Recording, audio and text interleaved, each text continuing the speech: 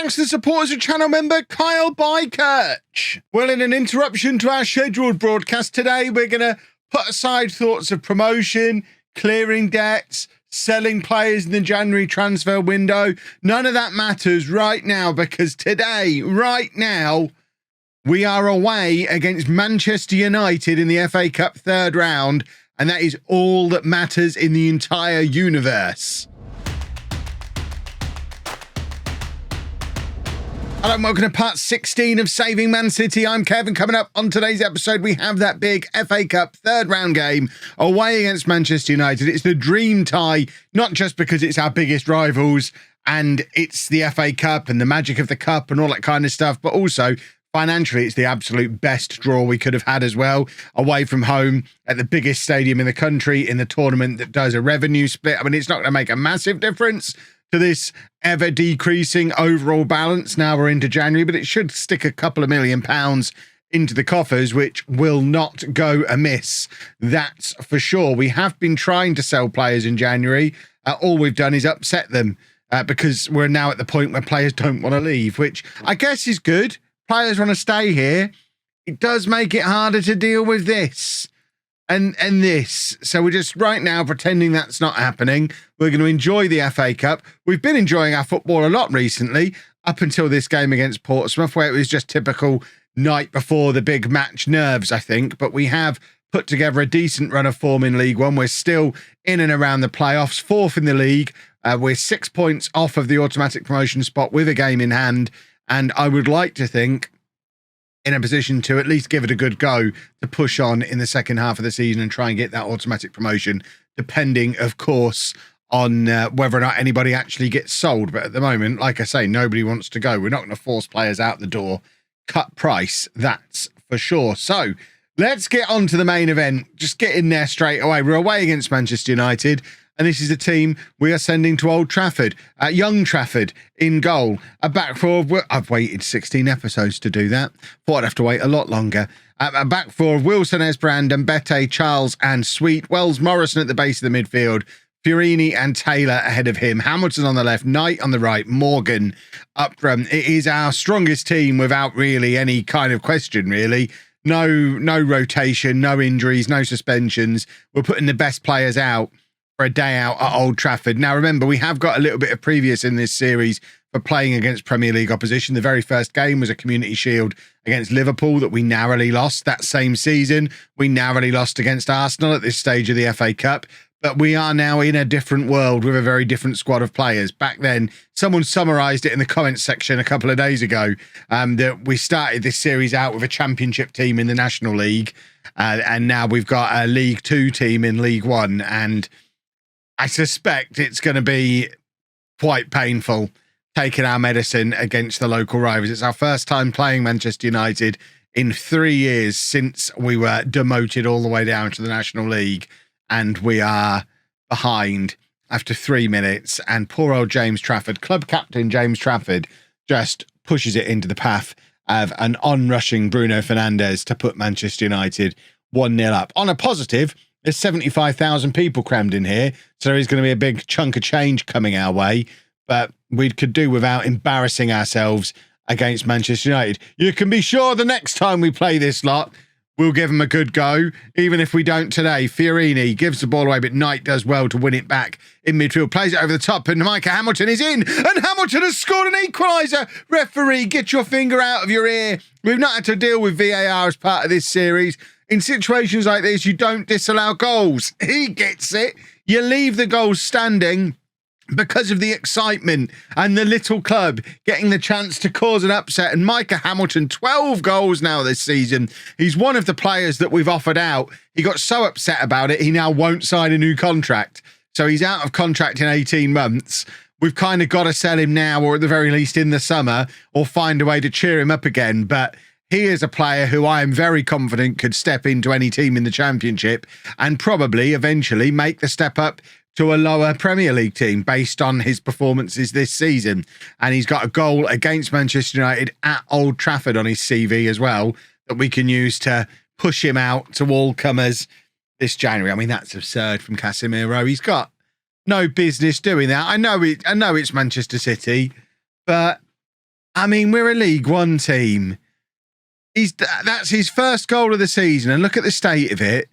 So he's got this in his locker. He's not felt the need to use it against anyone else so far, but he's used it against us, and that just feels like bullying. Well, okay, we go again. Sweet, trying to play out from the back, gives it to Knight. It's another lovely ball over the top from Knight, and this time Kane Taylor is in. Can he find the finish? It's very good defending from whoever the number 19 is for Manchester United. Who is their number 19? Varane, is that? I mean, I guess Varane's quite good with his pocket full of Champions League winners' medals. Oh, look at me being Mr. Fancy. I'm better than Kane Taylor. You're not impressing anybody, Raphael. What kind of name is that? You a turtle? Goodness me. I'm quite cross because, I mean, I don't like losing at the best of times. And this is not one of the best of times. It's now 3-1. We're getting hammered and we are absolutely powerless to stop it. Oh, we're only 6 months away from the transfer window, from the transfer embargo being lifted. We've officially got a £26 million transfer budget. Obviously, I'd be bonkers to spend it. But too many more matches like this. And it's enough to turn a man bonkers. Who cares about the financial constraints? Let's go out, throw money around, get ourselves back to the Premier League and worry about it later. We're not going to do that. I mean, we could do that. Someone did present in the comments an alternative. See, I do read the comments. Someone did present an alternative tactic for going after this save, which I might even do as a comparison video when the series is all wrapped up. And once we get to the Premier League, I've said before, once we get to the Premier League, I'll release the database so you can maybe have a go at experimenting with this yourself. But an alternate way of doing it, rather than trying to be sensible and realistic the way I have done, is don't sell anybody, ignore the financial issues, and just race against administration to try and get to the Premier League. And it will be interesting to see if we do that and we'll do it as a simulation after the series is all said and done. Would that be a better way to do it? I think in reality, you've got to do it this way because the other way is a big gamble. But like we said before, that team that starts off is a championship team, probably good enough to win the championship. That initial team, the one that's still got the likes of Foden and Palmer and all of them in, that team could probably win the championship. It probably would win the championship. So is there an argument for not selling any of them, charging up the leagues and hoping you get to the Premier League before you hit administration and potentially have to sell them off for nothing? Because that would be the thing if you end up in a real financial mess. So we'll do it as a comparison at some point. But for now, I'm trying to distract you from the fact that Manchester United are absolutely battering us, and I'm really not enjoying it. At least we got a thumbnail out of it. Trafford's positioning on these free kicks is appalling. We saw it in the last episode. I mean, that time he's actually made it across and made the save, but he leaves so much space to his left-hand side when the free kick is from that position. The wall is always positioned wrong, and it's not a good time for me as the manager. I don't enjoy it very much. Shay Charles, basically, I'm so sad.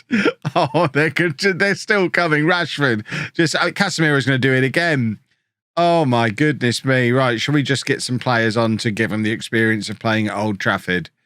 Who's never likely to get to play this in their... I mean, none of them boys are ever going to play here again in their career unless we draw them again in the cup next season.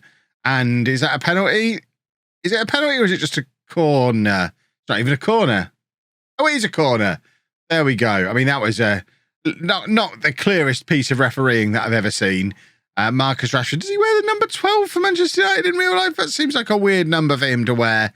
And they are just camped out on the edge of our area. In retrospect, and I know this is going to come out of the comment section today, Kev, you went to Manchester United away and went on attacking the whole match.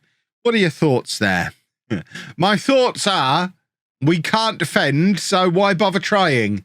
Let's try and do so. The problem is this season, we also can't score goals. How different the story might have been with Liam Delap. It probably wouldn't have been very, very different, but it might have been a little bit different. A really in-form Liam Delap gets a goal or two against anybody. I don't care if you're Manchester United. It seems weird that he doesn't get a game at Galatasaray where he's on loan from Brentford. I would have him back in a heartbeat, and maybe we'll get the opportunity to bring him back at some point. That would be a lovely thing. if we were able to bring some of these boys home. I mean, it's not realistic for us to bring all of them home or maybe even any of them home, but it'd be nice to, at some point, try and bring a couple of them back. The likes of Foden, Palmer, Delap, the boys who we've sold for big money. Oh, Fiorini's had an absolute nightmare today, bless him. And then let's just make the last couple of substitutions. We're just trying to protect people's, save people's blushes for the final few minutes. United have absolutely ripped us apart. They've not even got out of second gear doing it either. Looking at those match stats, the XG is relatively even, but they're just Premier League and we are League One. And it really showed there, didn't it? I don't know what else I had any right to expect, really. But that stung a little bit. And I imagine the fans aren't massively happy about it, because I imagine... Oh, they don't actually mention Manchester United. So who cares? Let's go and cheer ourselves up against Doncaster, hopefully. Please cheer ourselves up against Doncaster. Well, thanks to my stupid heavy fingers, I've hit the spacebar one too many times on the way into this match. So we're just going with the selection advice. I mean, to be fair, it looks fine. But I didn't get a chance to look at this team or change anything between...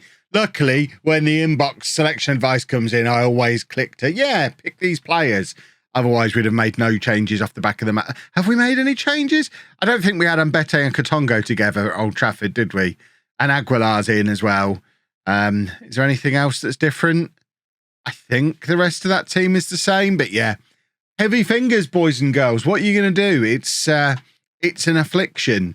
Right, let's get this show on the road and hopefully, like I say, get back to winning ways, because with the I didn't realise Doncaster were level on points with us either. This is actually a big match. Here's me talking about cheering ourselves up against them.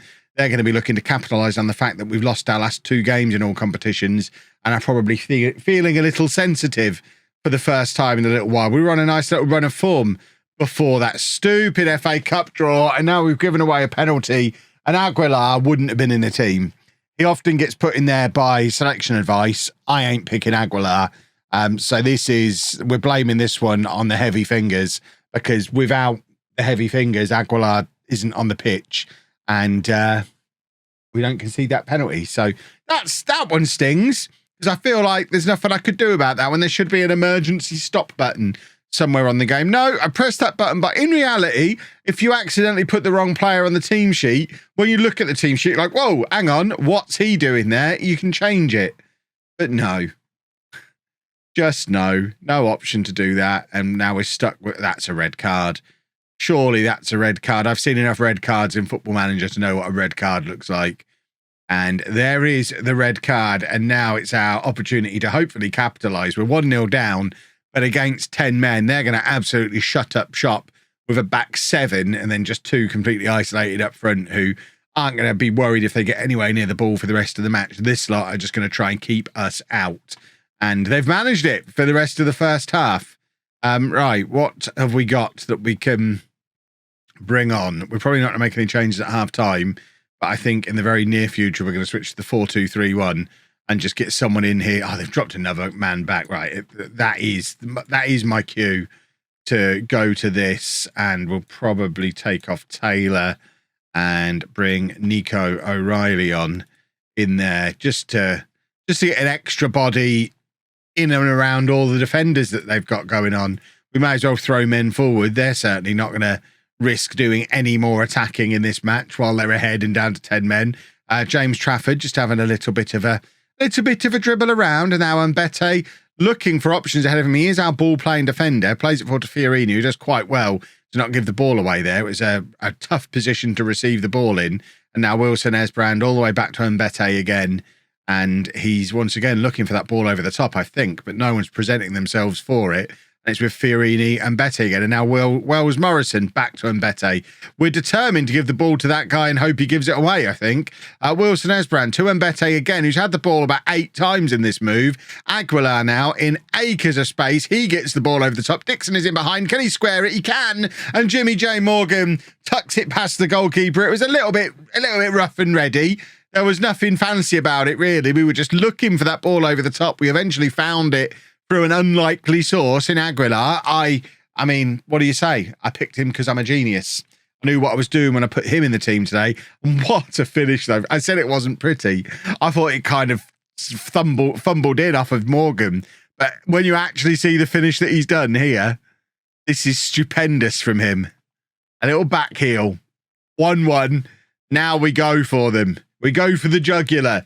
Let's pick up a win and keep ourselves in this automatic promotion hunt. Who have we got to come on to help us do that? We're going to bring Coburn on. Morgan's going to go out onto that left-hand side. And we are also... What else have we got? We've not got any more central midfielders. We could bring Wright Phillips on. We're not going to do that just yet. I think we might leave it there for now. And we're going to offer some encouragement. Come on, boys. What I'm thinking is maybe we stick Dixon up front and put Wright Phillips on the right-hand side and go to a 4-2-4. It does mean taking O'Reilly off again. In fact, O'Reilly could drop back into midfield for Fiorini here. And now we'll stick Dixon up there with Coburn.